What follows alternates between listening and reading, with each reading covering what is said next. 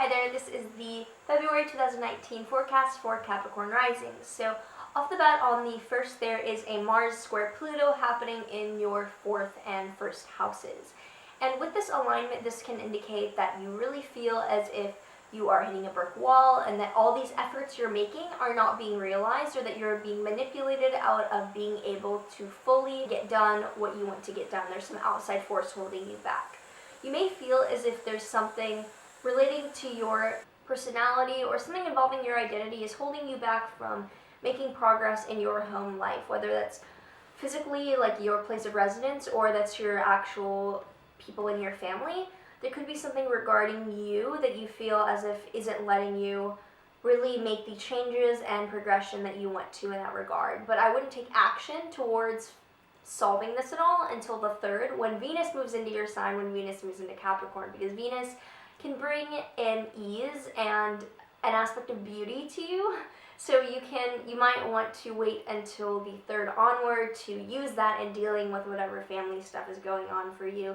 Venus in general can just bring kind of like an elegance to you, an ease for living when it's in your 1st house. So look forward to that. On the 4th, there is a new moon in Aquarius in your 2nd house. And new moons are times of planting seeds for new beginnings that you want to come to fruition in 6 months when this area of life culminates. And with it in your 2nd house, maybe you can think of intentions you want to set in terms of finance and money in your life. This new moon is conjunct Mercury. This can involve communicating differently around money or around how you ask or make your money. On the 6th, Uranus will move into 29 degrees of Aries in your 4th house. And this is the final degree that Uranus will travel through in Aries before moving into Taurus, a whole other sign and a whole other house for you.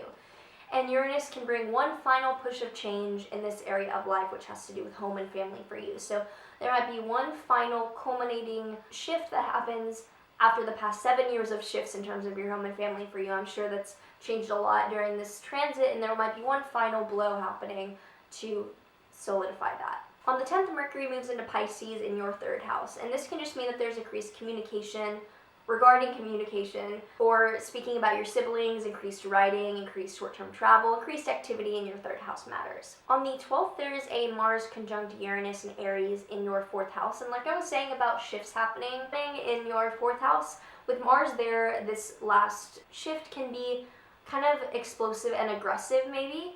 It can be for the better, it could be really sudden and beneficial, and it can also mean that kind of out of nowhere there was a really strong hit and maybe you weren't prepared for it. So it can be helpful to think of you taking on the agency of this sudden change so that you can make sure it's a positive one and not necessarily letting it happen to you. Just a way of thinking of these sudden transits as being the person doing it instead of waiting for it to happen to you. On the 14th, Mars will move into Taurus in your 5th house. And where Mars goes, it can bring increased energy to get things done, and it can also bring some increased frustrations, particularly if we were born during the day and have a date chart. And with Mars in your 5th house, you may be thinking about what you want to go after in terms of romance, creativity, or children if you want to bring them forth into your life, or if you interact with children and whatnot. So it's a good time to get things done in that regard because we have a lot of energy to put forth. There's also the risk of some setbacks or going too far and harming ourselves in the process. So just keep that in mind. On the 18th, Chiron will move into Aries, and though Chiron isn't a planet, he will be there until 2027, so this is a long-term important transit. And it's in your 4th house of home and family.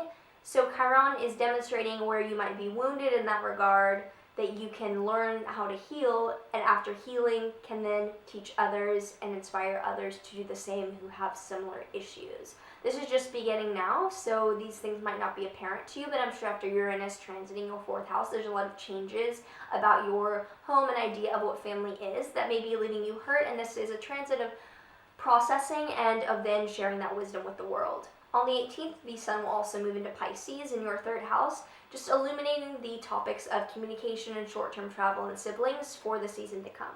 Finally, on the 19th, there is a Virgo full moon in your 9th house, and full moons are culmination periods, times for what's been building up for the past 6 months to come to fruition.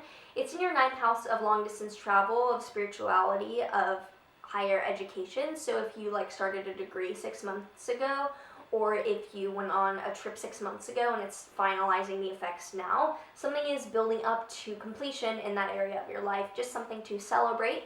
This full moon will be conjuncting Neptune square Jupiter. So there is the possibility of taking things too far or over-idealizing the situation and not being realistic. But overall, if you remain grounded, this can be a great time to celebrate the developments in your 9th house matters.